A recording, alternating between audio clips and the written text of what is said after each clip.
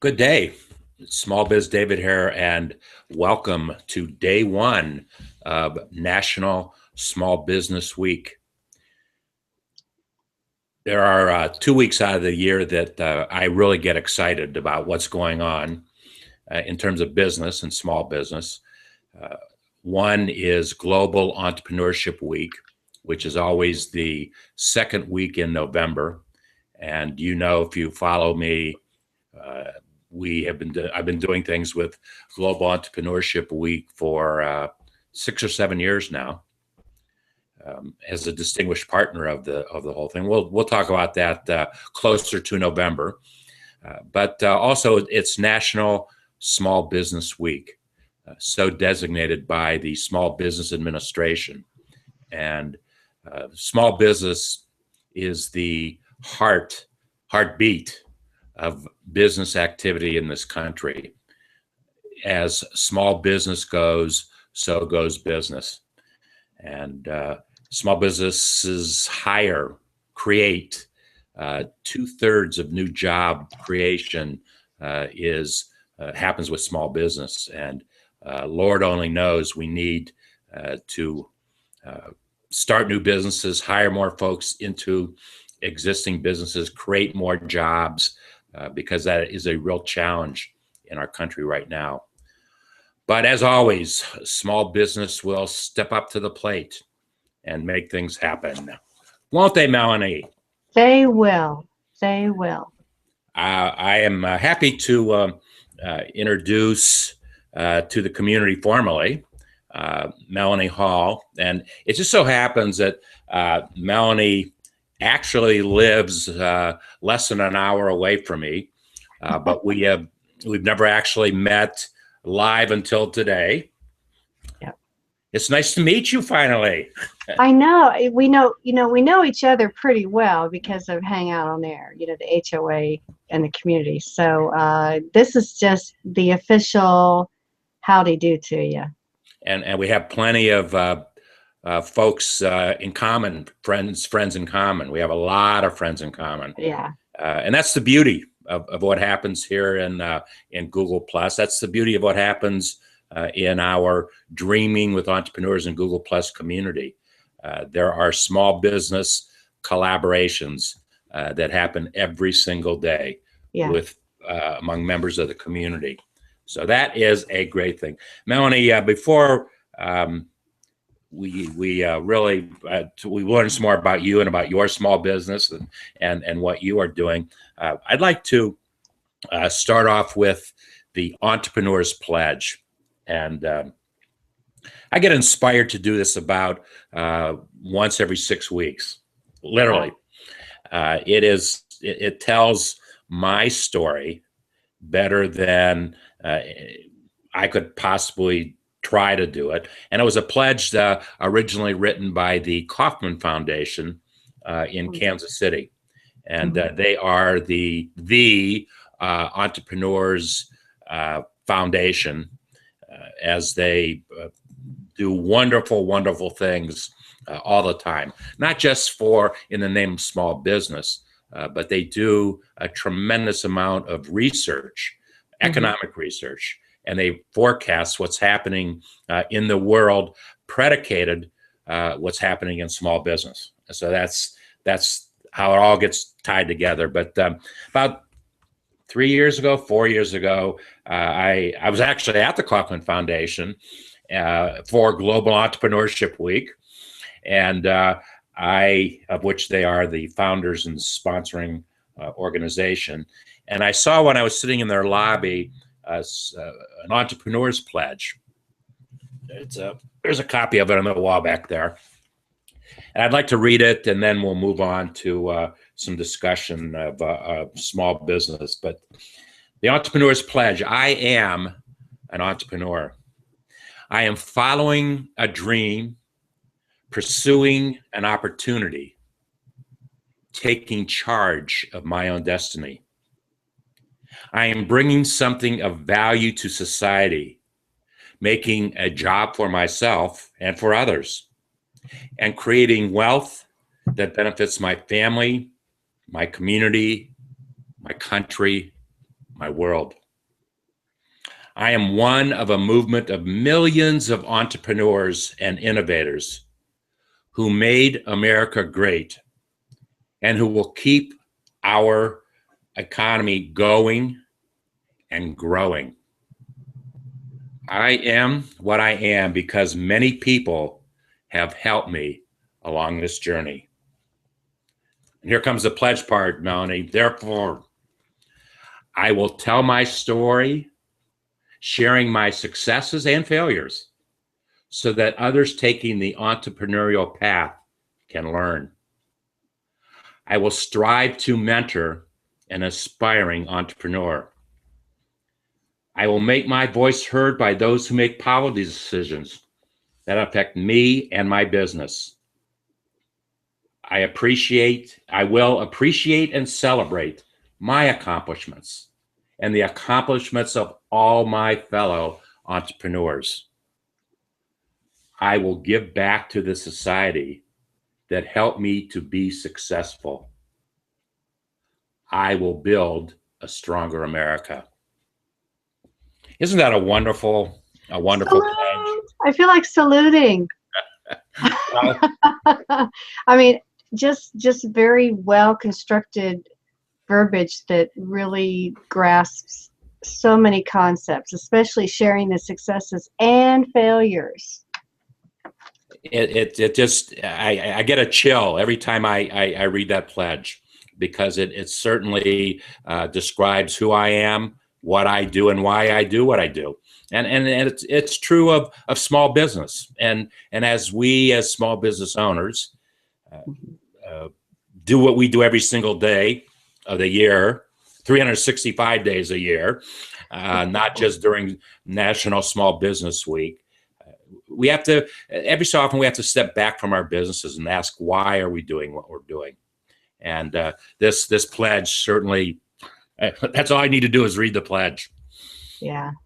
Melanie, why don't you tell our community a little bit about what it is that you do, and in the spirit of collaboration, how would you like folks to collaborate with you, or you collaborate with folks? That's a two-parter right there. You're getting your test now, your entrepreneur's test. Yeah. My name is Meloney Hall, and I'm the owner and CEO of Big Uptick Social Marketing LLC, and operate out of Dayton. But with internet service, you can, help anybody all over the world. And I help brands and individuals to increase their brand awareness, help them with their social media platforms. Occasionally, I will help with the WordPress website as far as building it and maintaining it. Right now, I am my personal mission is to help others to build their YouTube content, because that really helps grow your small business. Wow. Did you know that I have produced 800 YouTubes? 800? No. Oh my gosh. I started doing it a little over 3 years ago, and I did it for a reason. I did it because it was actually a solution to a challenge I was having. I was doing a lot of streaming on a website. The website went down. Well, it didn't go down. They closed it, and I had 1,000 hours of broadcasts on this website, and they just shut their doors. So I had to find well, how am I going to continue to tell my story about entrepreneurship and small business information? And I started doing YouTubes. And so then when HOAs came along, it was just a natural thing for me to do an HOA, because I could get the value of the Google search, because it was going into my stream. Then, as we know, HOAs are an engaging marketing tool, where you and you're sitting in, I'm assuming you're sitting in your home. Home office. I'm sitting in my home, and in our homes, we're sharing our stories and it's just a wonderful, wonderful thing. And as you said, if folks are not using YouTube, they need to be. They absolutely need to be.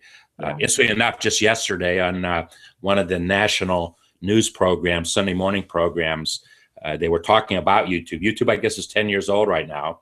Yeah. And they had the CEO, I forget her name, but what a fun job that must be to be CEO of YouTube. and just she was sharing some statistics, which I shared last week in an HOA that I did. Every single minute of every single day, there are 300 hours of YouTube's uploaded. Yeah. It's remarkable. And well, the scary thing about that is what do people have time to do besides if they're spending all this time producing YouTubes and watching them? What about our businesses? Okay, so that's a fun thing to have to deal with. Yeah. What are the challenges that you have in your business, and I'd like to kind of get into a discussion, if you will, about your strategy, because as you know, as we speak, I am publishing a video book, and there are 4 main chapter headings, if you will. There's lots of chapters. I just produced chapter 13 last week, published chapter 13 last week. Wow. But the 4 things that any business, be they big or small, have to deal with are strategy, marketing and sales, technology, and it's usually in today's world, it's more of a marketing technology as well as just straight out technology, and money matters. I mean, those are 4 issues that we all have to deal with one way or the other. And so today I'd like for you to discuss, if you will, the strategy of your business and why you picked the strategy that you have, and how are you executing against that strategy? Well, my strategy is, since I have a pretty strong background in marketing, I really focus on maintaining the basic marketing principles into online marketing.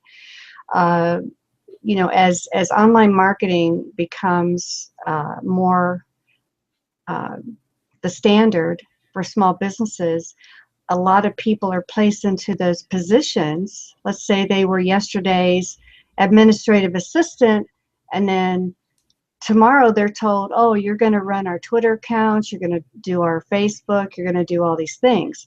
Well, when they're thrown into those situations and they're absent the basic marketing principles, a business can either, just be devastated by the wrong thing tweeted, the wrong message sent out, the wrong connotation.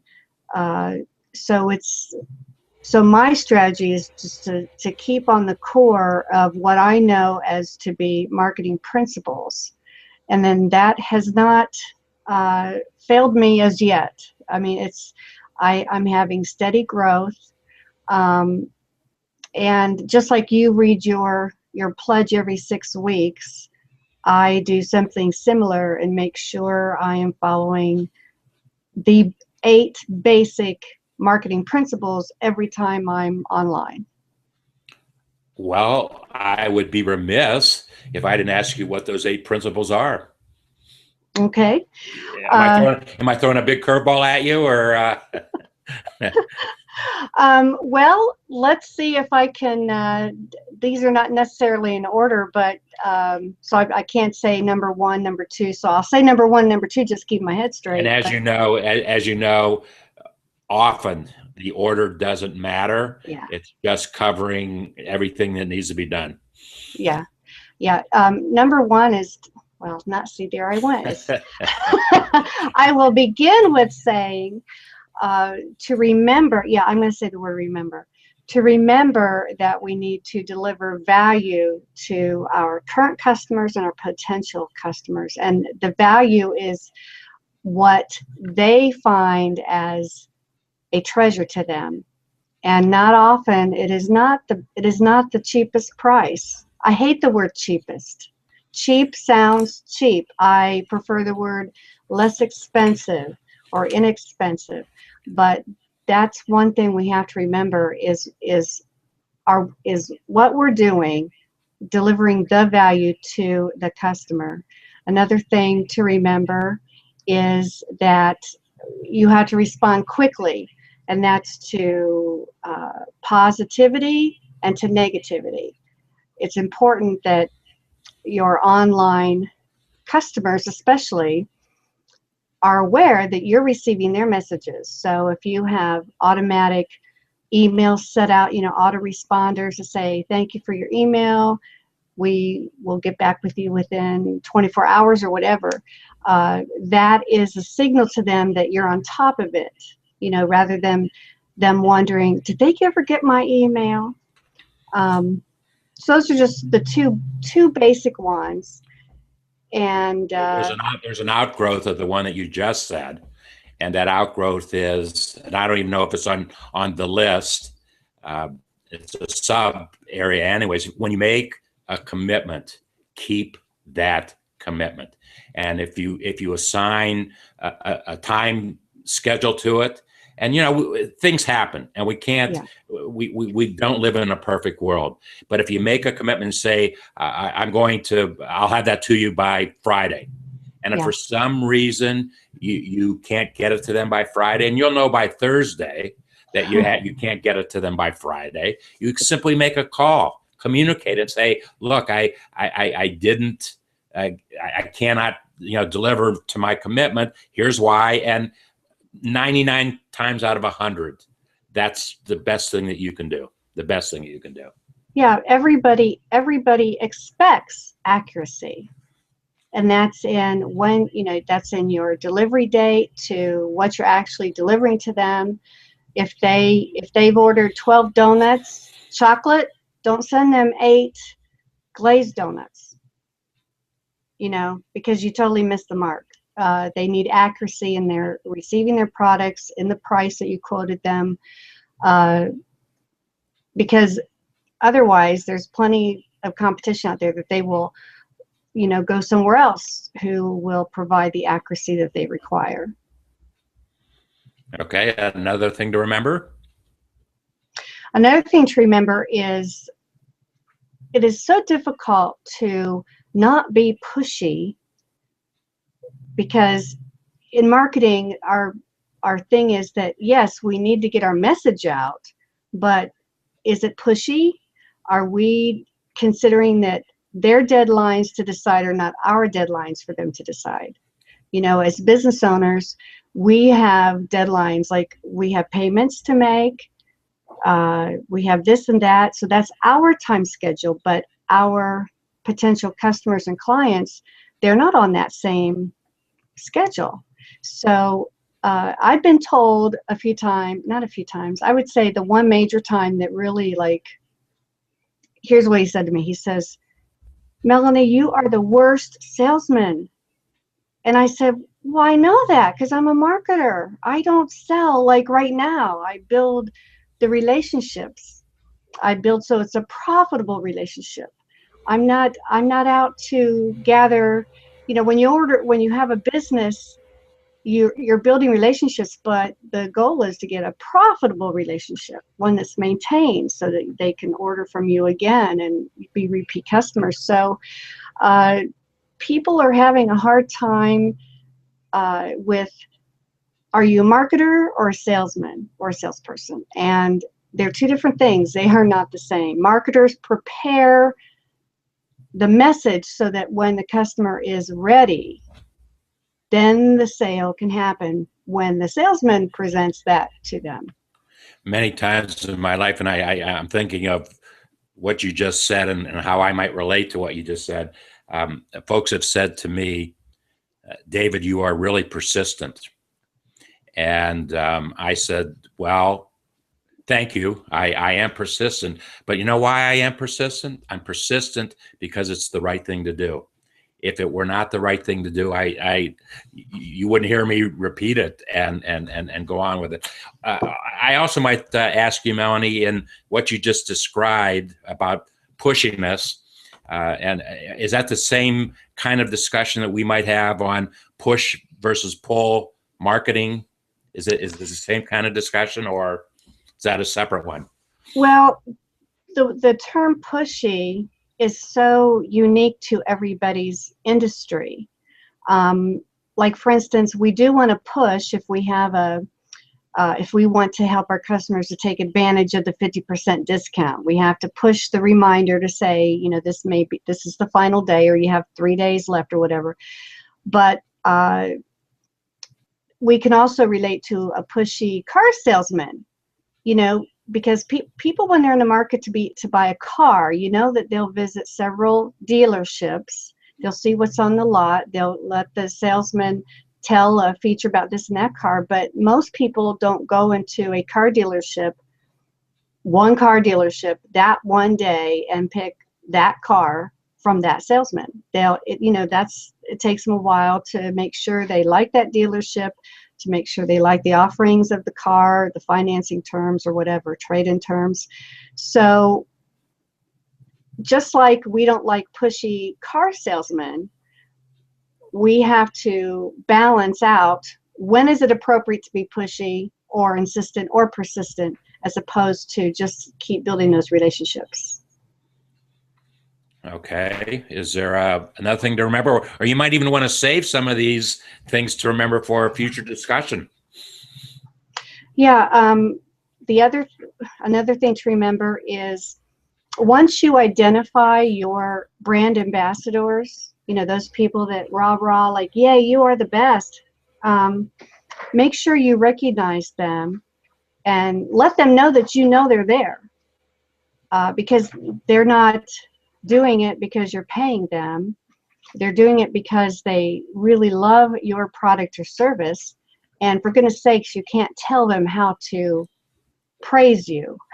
So you can't contact this brand ambassador and send them an email and say, you know what, can you go to the mall at 2 o'clock and just like rah this all up?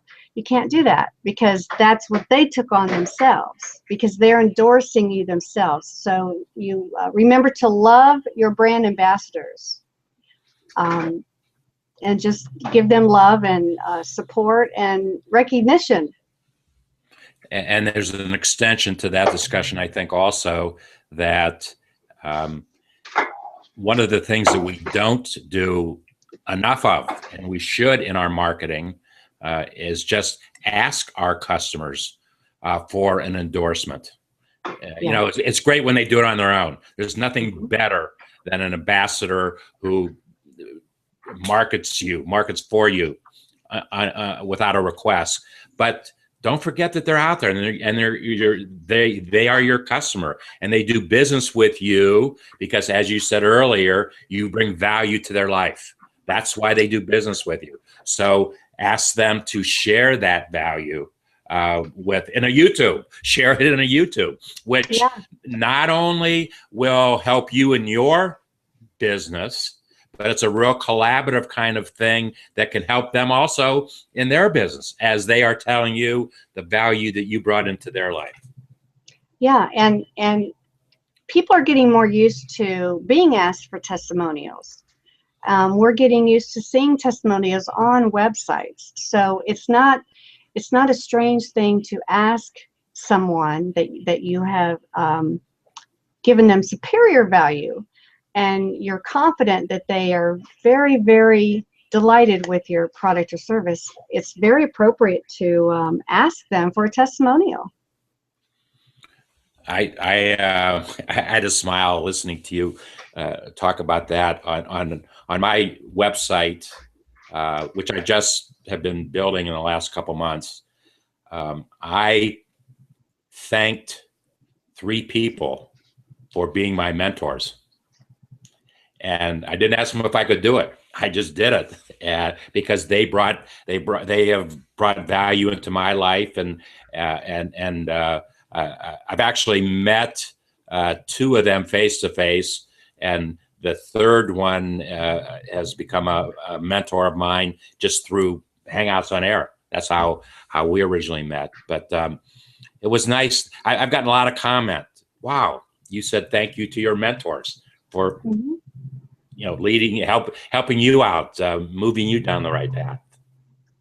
Yeah, and any way that we could recognize others and help them feel good about helping us in whichever way that was, be it mentor, be it our most repeat customers, or just the brand ambassadorship on their own. If we fail to recognize them occasionally or make it a point to do it once a week or whatever, that goes such a long way. The thing is now, small businesses especially, since we're getting established, we're getting our name out there, and it's very important that people see who the owner is, who is that small business owner.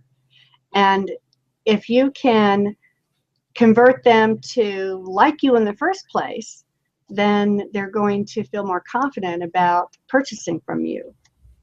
Know, like, and trust. Those are the kinds of folks that we buy from. But you raise another very, very important concept, and particularly in today's world, it's the world of the solopreneur.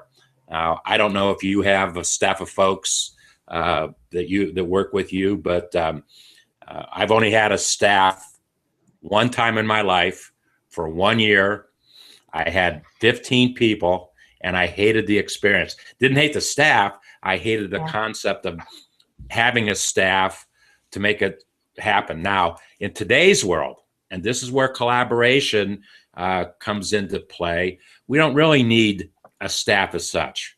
Mm-hmm. We can find folks that we want to collaborate with who will perform the duties, if you will, that a staff might perform. And that solopreneur model that we have, that I know you're a part of, because I see the things that you're posting and the things that the folks that you work with and the HOAs that you do, that it's a very important concept, and one that small business owners must grasp. It's a must. What's that all about, and how do I make it work for my business?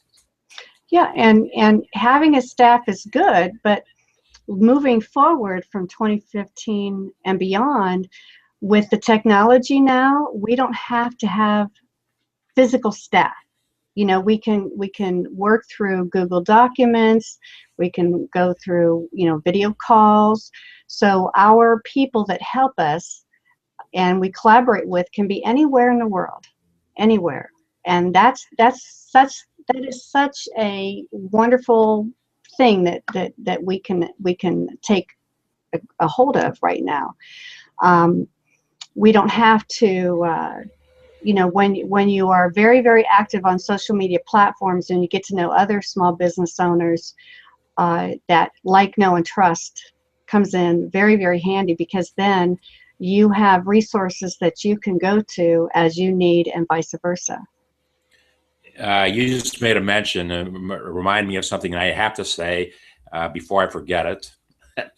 You mentioned Google Docs and how you can share them. I mean, I do it every single day. Every single day I am sharing a Google Doc of some sort with somebody. And I want to throw it out to anybody who is viewing us, to all members of the Dreaming with Entrepreneurs in Google Plus community. Something that I've wanted to do with the community, and I thought there's not a better time to launch the effort than right now during National Small Business Week. I want to create a directory, Meloney, of all the members of the community who want to participate. And so the easiest way to do that is to ask people if you want to participate, establish some guidelines, put it in a document, share the document, and let them just add their part of yes, here's what I want said about me in the directory, and keep Mhm. it as a shared document. And it's like a chain letter. It's like a chain letter. And I want to launch that effort today with creating that directory. I have a feeling you're going to be one of the first names in the directory because you're here to hear about it first. Well, it depends if you go alphabetically. I'm in the middle either way with an M and an H. There you go. Oh, but if you go with big uptick, then yeah, I'm right there near the top with the B. So That's maybe I'll go with the interesting. B. Yeah. You bring a good point. Should I do it? Should I index it by last name, or should I index it by first name? Well, I think if, with Google Docs, you can make linkable things all within that document, and it'll just be cross-referenced. So people can list it 3 different ways if they want. Wow, you've just taken the pain out of me creating. I can just say, do you want to add your name, your business, one sentence about your business, Mhm. because we can't have people rambling on forever, Yeah. and do it that way. Wow. And then I'll just have to worry about editing that it isn't too long, or they've said the right things, or Yeah. what have you. There you go. Yeah, because some people will still take advantage of a Google Doc. The only barrier I would see in that is if people have never used Google Docs and they still want to participate, but they don't know what that is. So that would just be the barrier of the know-how. Well, I am sure one of my collaborative partners, Vivek, who might be listening right now, if he hasn't done a tutorial on Google Docs, I guarantee you, just you saying what you just said, the next question he's going to ask me is, when do we do the tutorial? on, on, that's we'll be talking about something that I need for my business. Mm-hmm. And he'll say, wow, let's do a tutorial on that, because if you need it, there's other folks that are going to need it too.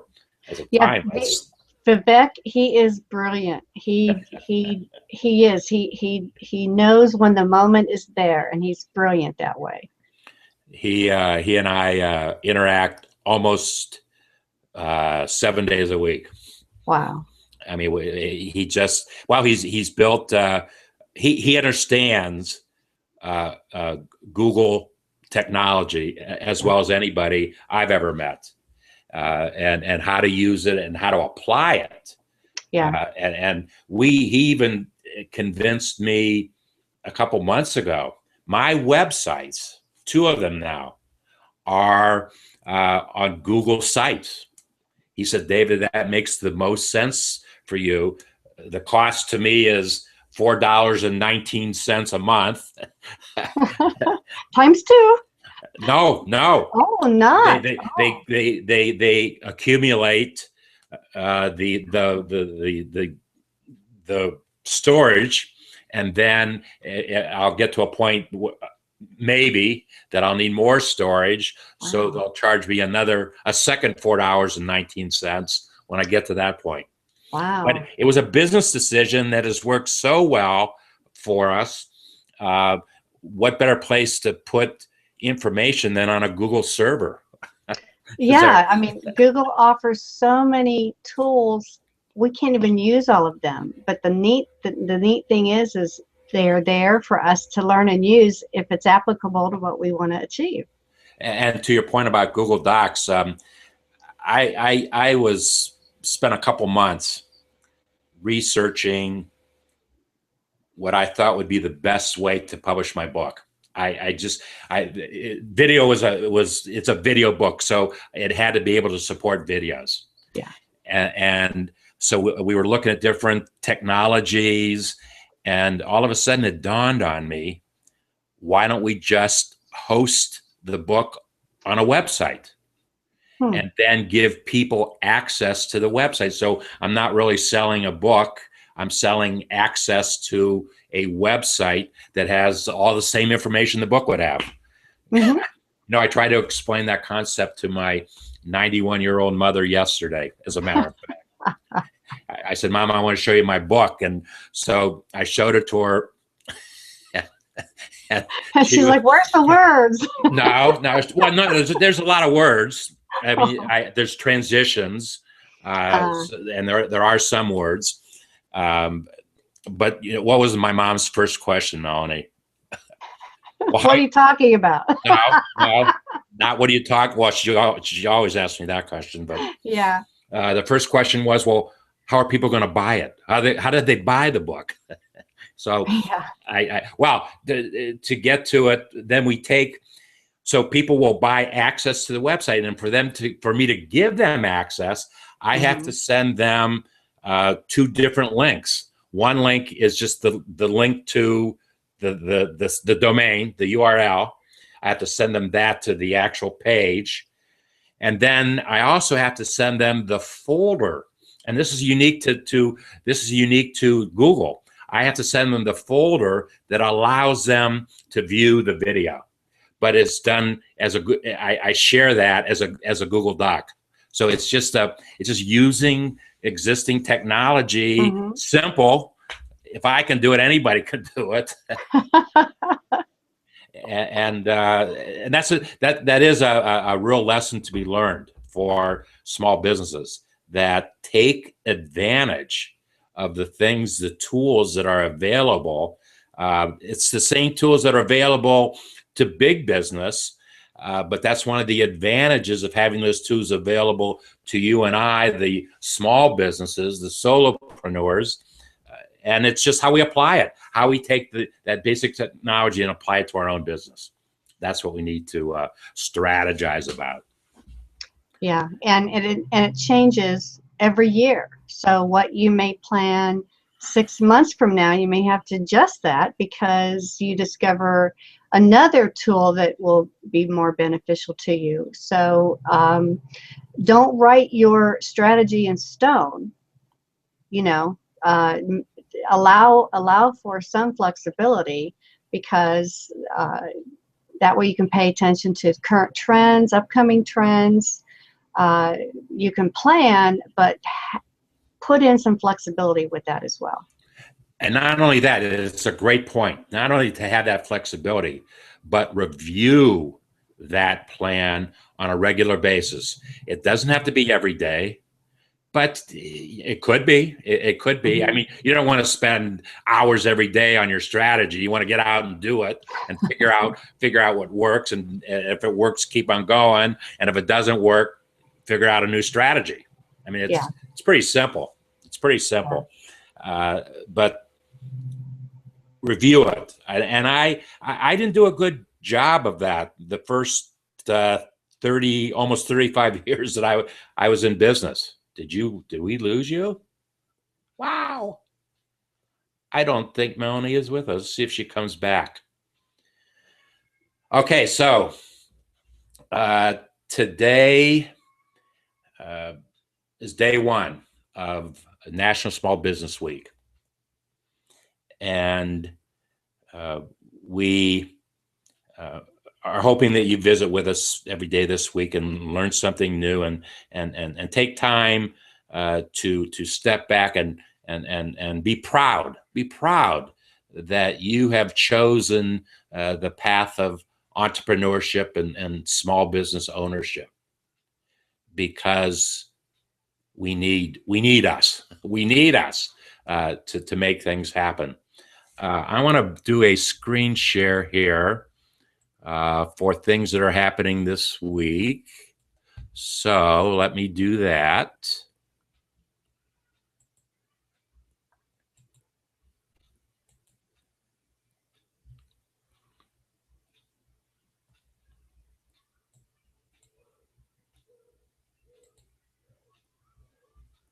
Nope.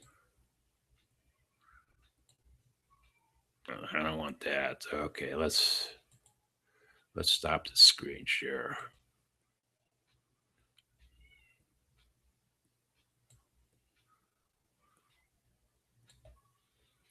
Is she coming back?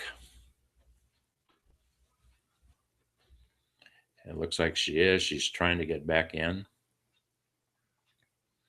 There's a lot of events. I will post a link in the event stream. Well, we just lost her again.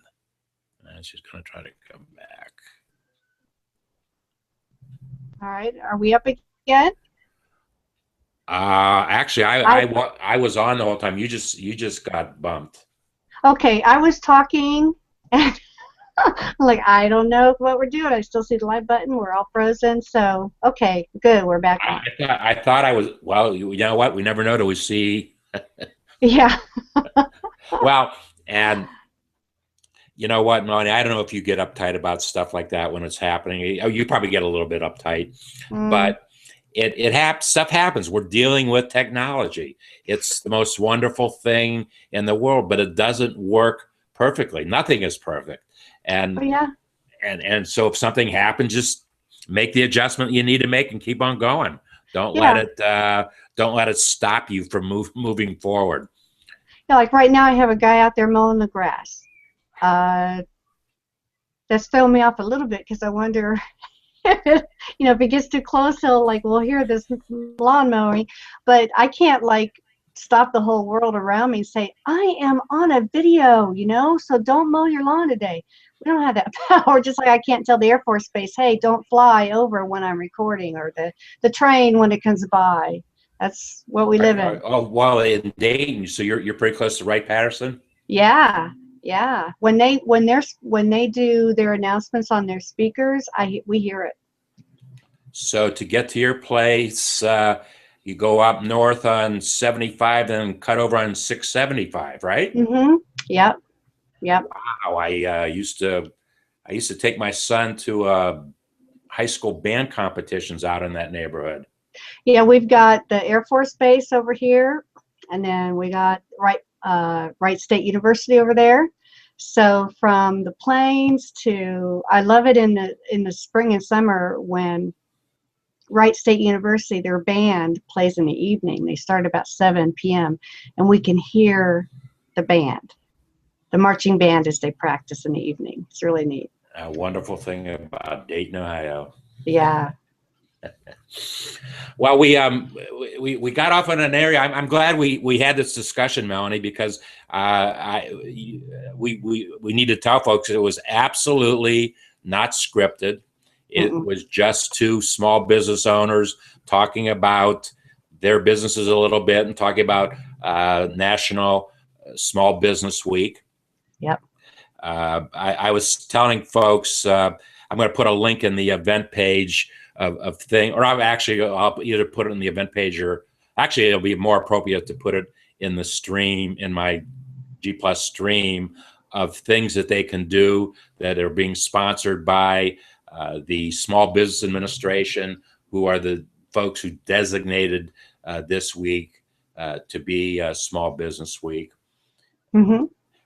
You can also you can put some of those notes in your YouTube description, because right after we're done, you know, this gets uploaded to makes video number 801 or 802. Uh-oh, I'm in trouble, Melanie.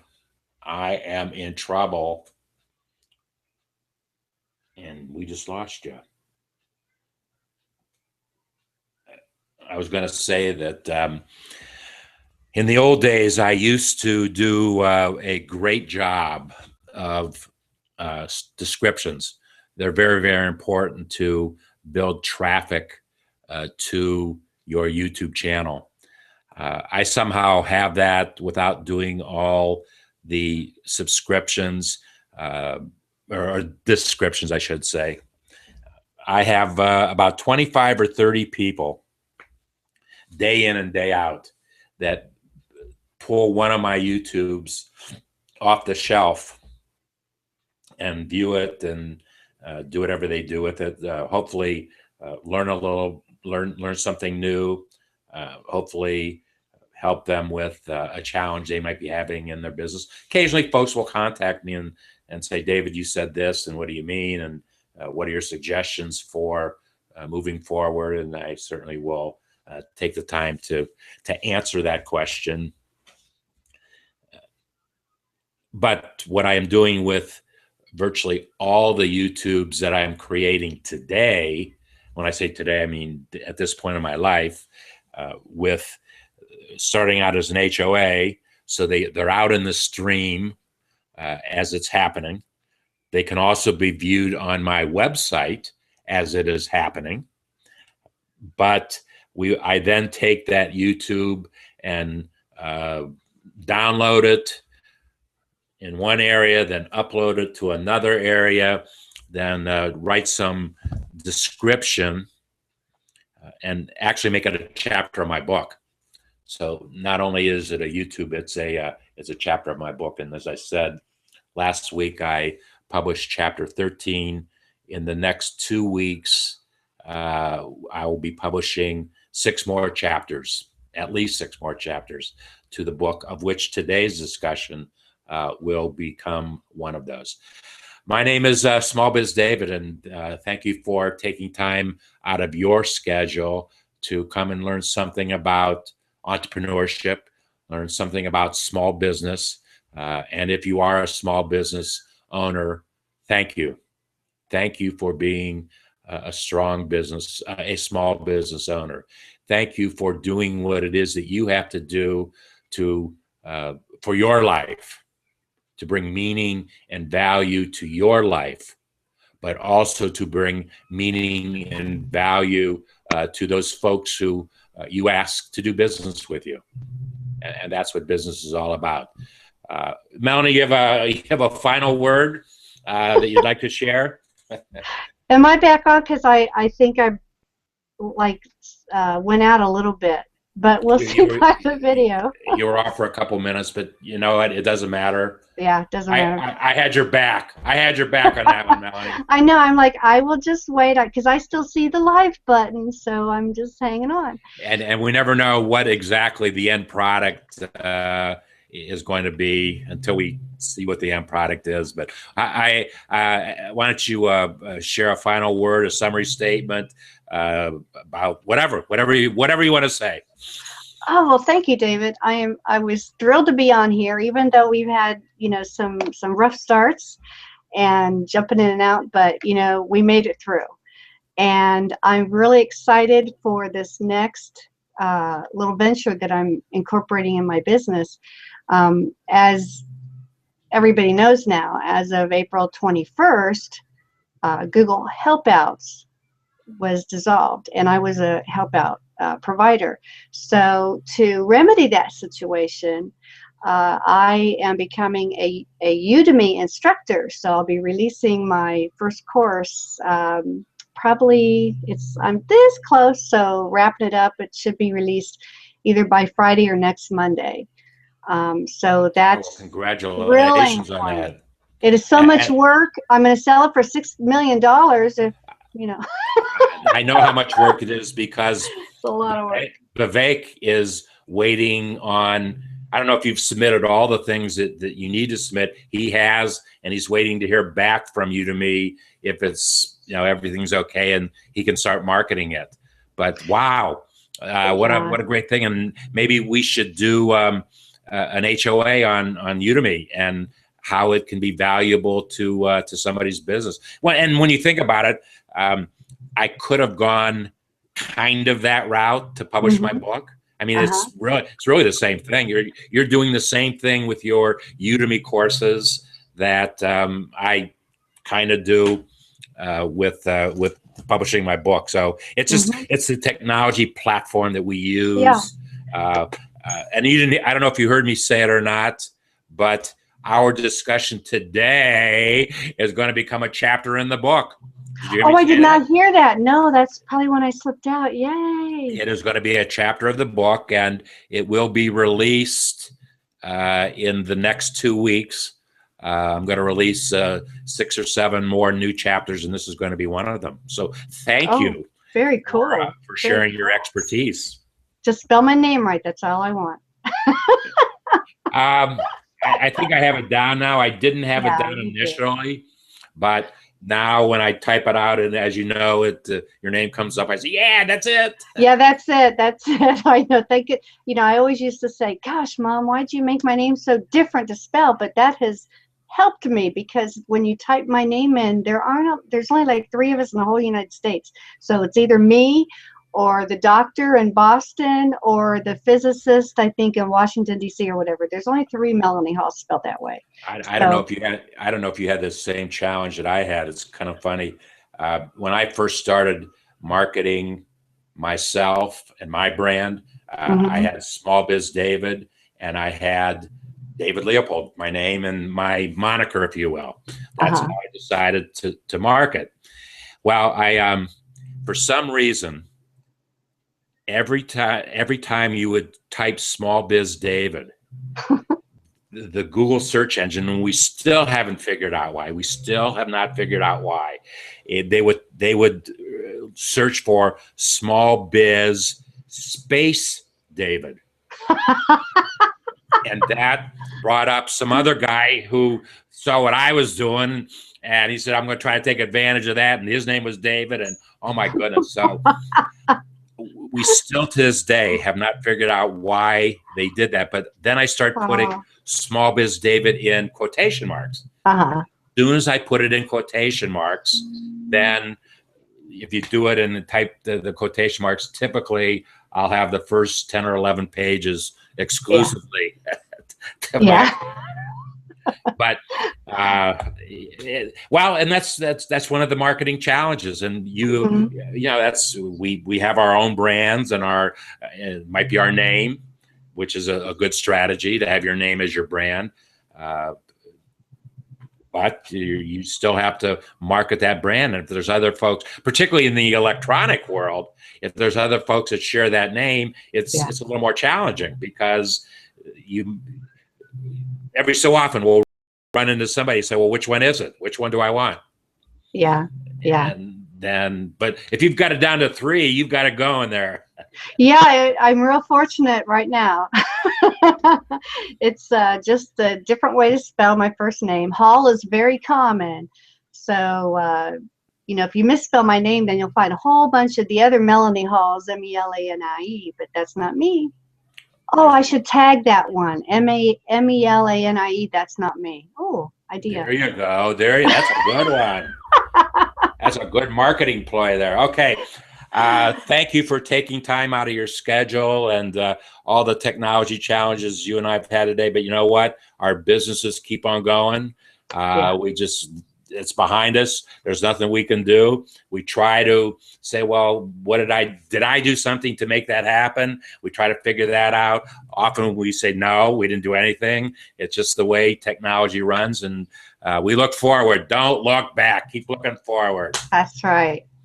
Yesterday's already out of here. It's gone. It's gone. Yeah. Well, thank you very much, folks. And my name is SmallBizDavid, and I will see you the next time, which may very well be the best time.